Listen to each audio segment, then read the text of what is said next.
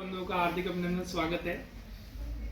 आज ये प्रेस वार्ता जो है 56वें प्रांत अधिवेशन को लेकर है, जैसा बैनर में पीछे प्रदर्शित किया गया है। मेरा नाम राहुल है। मैं अखिल भारतीय विद्यार्थी परिषद के प्रदेश मंत्री के नाते आज यहाँ आप सभी के साथ सम्मुख हुआ। विषय बहुत बड़ा है कि अखिल भारतीय विद्यार्थी परिषद हरियाणा का 56वां प्रांत अधिवेशन इस बार सौभाग्य है कि इस फरीदाबाद की इस धरा पर होने वाला है। और फरीदाबाद अपने आप में एक बहुत बड़ा ऐतिहासिक और पौराणिक मान्यताओं वाला एक शहर है। मुझे याद है कि 2004 जब संयुक्त फरीदाबाद होता था तो पलवल में हमारा प्रांत अधिवेशन हुआ था। अभी इतने लंबे वर्ष बाद पूरे हरियाणा भर के प्रांत अधिवेशनों के बाद अभी फरीदाबाद को दोबारा से मौका मिला है। तो ये 56वां प्रांत अधिवेशन अपना फरीदाबाद के जेसी बोस विश्वविद्यालय में संपन्न होने वाला है। ऐसे 14, 15 व 16 फरवरी को इसमें पूरे प्रांत भर की जानकारी के नाते ऐसे 600 से ज्यादा कार्यकर्ता, स्टूडेंट पूरे प्रदेश के 22 जिलों से सम्मिलित होंगे। और इस सम्मेलन के अंदर, इस प्रांत के अधिवेशन में, स्टेट कॉन्फ्रेंस के अंदर हम उद्घाटन सत्र रखेंगे, हम शोभा यात्रा रखेंगे। शोभा यात्रा का रूट बाजारों से निकलेगा। शोभा यात्रा एक संदेश के माध्यम से निकलेगी।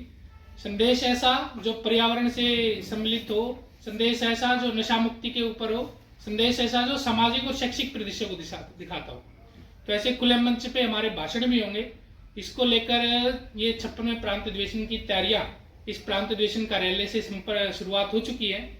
तो पहली ये प्रेस वार्ता है, तो इसके निमित्त आप सभी इसके आग्रह भी करूंगा कि फरीदाबाद की आम नागरिक, फरीदाबाद के जन जो इस खुले अधिवेशन के साक्षी बनेंगे और हमारे इस प्रांत अधिवेशन के जेसी बोस विश्वविद्यालय के स्टूडेंट साक्षी बनेंगे। तो उनके सबसे आग्रह है कि इस 56वें प्रांत अधिवेशन में आए और प्रदर्शनी के नाते हम ऐसे राजा नाहर सिंह के नाम से प्रदर्शनी इसमें लगाने वाले हैं, जिसमें हरियाणा के भौगोलिक, सामाजिक, शैक्षिक और सभी प्रकार की जिस प्रकार की गतिविधियां विद्यार्थी परिषद में चलती है उस सब का एक छोटा दृश्य प्रदर्शनी के माध्यम से राजा नाहर सिंह को स्मृति में रखते हुए हमने इसमें प्रदर्शनी में रखा है। ऐसे एक थोड़ी जानकारी के नाते अपना जो प्रांत का अधिवेशन का हम एक नगर का नाम रखते हैं। उस नगर को हमने बड़ा सोचा विचारा तो निकल कर आया कि फरीदाबाद संत सूरदास जी की नगरी है, उनका जन्मस्थली ऐसा आता है। तो अपने इस प्रांत अधिवेशन के निमित्त नगर के नाम को संत सूरदास नगर, इस पूरे अधिवेशन स्थल को नाम दिया है संत सूरदास नगर के नाम से। हम इसको जानेंगे, पहचानेंगे और पूरे फरीदाबाद नहीं पूरे हरियाणा भर में इसका गुणगान करेंगे कि सभी आने वाले कार्यकर्ता उसको पहचाने कि फरीदाबाद किस प्रकार के आध्यात्मिक और नगरी रही है। तो इस प्रकार की चीजों के साथ हम स्टेट कॉन्फ्रेंस को बढ़ाएंगे। हमारे इसमें 4 प्रकार के प्रस्ताव भी रहने वाले, जो हमारे शिक्षा से रिलेटेड मुद्दे हैं, चाहे शिक्षक भर्ती है, चाहे स्टूडेंट्स को रिलेटेड कोई मुद्दा है, तो उसको लेकर हम प्रस्ताव पारित करने वाले। सामाजिक विषयों में जो आजकल चल रहा है, जैसे नशे की बढ़ोतरी हो रही है, बॉर्डर एरियाज में जैसा देखने को आ रहा है, तो उसको लेकर हम स्टूडेंट्स के साथ संवाद करके, निर्णय करके ऐसा एक प्रस्ताव भी पारित करने वाले। इसके विषय में खेल और पर्यावरण, हमारे हरियाणा के खेल जगत में सबसे सुनहरा नाम अंकित होता ही है। तो हमने खेल और पर्यावरण जो हमारे पंच परिवर्तन का विषय है उसको लेकर भी हम इसमें रहने वाले। हमारे इसमें मुख्य अतिथि के नाते विद्यार्थी परिषद के राष्ट्रीय संगठन मंत्री श्रीमान आशीष चौहान जी रहेंगे।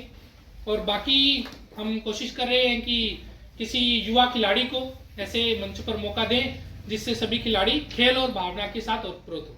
तो खेलो भारत की हमारी गतिविधि का सपना साकार करेंगे और इस प्रकार के आयाम गतिविधि के साथ हम इस अधिवेशन को संपन्न करेंगे। ये 22 जिलों से 600 कार्यकर्ता ऐसे अपेक्षित किए हैं।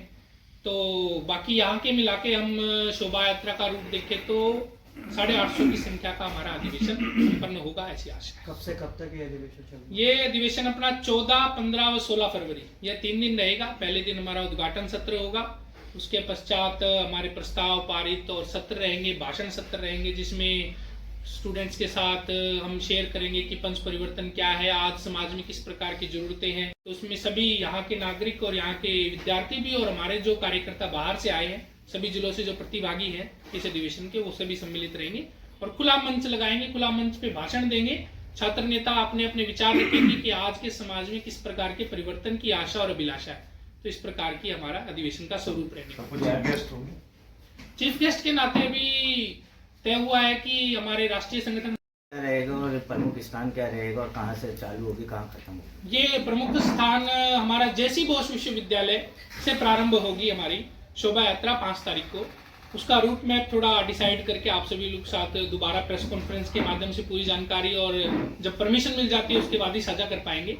तो हमारा ये रूट मैप ऐसा रहने वाला है जैसा हमने तय किया है कि जेसी बोस विश्वविद्यालय से निकलकर बाटा चौक होते हुए हार्डवेयर चौक से आगे हम बढ़कर जो मुख्य चौक है वहां ऐसा खुला अधिवेशन करेंगे और पूरी संदेश यात्रा बाजारों के माध्यम से नागरिकों के माध्यम से बताएं कि हमारी संदेश यात्रा किस प्रकार की रहने वाली है। आपने खेलो भारत की बात की तो जी। क्या खेलो भारत का फोकस क्या रहेगा और क्या दिव्यांग वर्ग को इसमें भागीदारी रहेगी दिव्यांग वर्ग जी की? विद्यार्थी परिषद में वैसे 3 फॉर्मेट काम करते हैं, छात्र, शिक्षक और शिक्षाविद। अब छात्र में हमने कोई डिस्क्रिमिनेशन नहीं किया है कि कोई दिव्यांग है कोई कुछ है, सभी आए सभी प्रतिभागी बने। अभी हमारा आपकी जानकारी के लिए बता देता हूँ 12 से 24 ये पखवाड़ा युवा दिवस के नाते जो चल रहा है इसमें हमारी खेल गतिविधि खेलो भारत के नाम से हम नगर खेल कुंभ कर रहे हैं।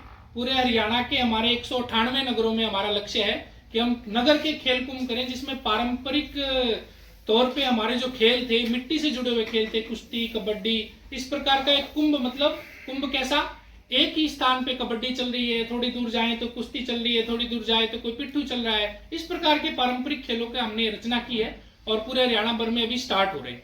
तो ये 17, 18, 19 लगभग तिथियां ये हैं। तो आज से हमारे इस प्रकार के कई जिलों में स्टार्ट भी हो रहे हैं। तो इस प्रकार की गतिविधियां हम करते रहते हैं। ऐसे हमारे पर्यावरण को लेकर भी student for development sir Haryana में और भी कहीं ये अधिवेशन लगाए जाते हैं? हरियाणा में प्रत्येक स्थान पर प्रत्येक वर्ष अलग अलग अधिवेशन होते हैं। जैसा हमारा राष्ट्रीय अधिवेशन जब संपन्न होता है पूरे भारत का जिसमें हम लघु भारत के दर्शन करते हैं, इसी प्रकार अपने प्रांत का अधिवेशन भी हर साल होता है। एक साल बड़ा और एक साल छोटा। जैसे पूरे राष्ट्रीय अधिवेशन बड़ा है तो हम उस साल छोटा अधिवेशन करेंगे और प्रांत अधिवेशन बड़ा कर रहे हैं तो उस साल छोटा राष्ट्रीय अधिवेशन होता है, जिसमें पूरे लघु भारत की संरचना राष्ट्रीय अधिवेशन में रहती है और लघु हरियाणा की संरचना हम हरियाणा भर में करते हैं। तो पिछला हमारा राष्ट्रीय अधिवेशन के साथ ही हमारा प्रांत अधिवेशन संपन्न हुआ था। तो अब की बार हम कितने फरीदाबाद मेंबर है आपकी टीम में और व्यवस्था की बात करी जाए तो किस तरह से व्यवस्था देखनी? अभी विद्यार्थी परिषद की बात करें तो हमारी जो सदस्यता है वो पूरे भारतवर्ष में 55 लाख के आसपास है। पूरा आंकड़ा 55 लाख से ऊपर हमारी सदस्यता है। तो विश्व का सबसे बड़ा छात्र संगठन अपना विद्यार्थी परिषद है। हर एक अधिवेशन के करने के पीछे कोई ना कोई लक्ष्य होता है। जी। तो यहाँ पर युवाओं को, छात्रों को प्रोत्साहित किया जाता है, ये इसका लक्ष्य है। लेकिन आप क्या मानते हैं कि अधिवेशन के जरिए कब तक हम लक्ष्य साझा कर लेंगे कि एक विकसित भारत युवाओं के लिए होगा?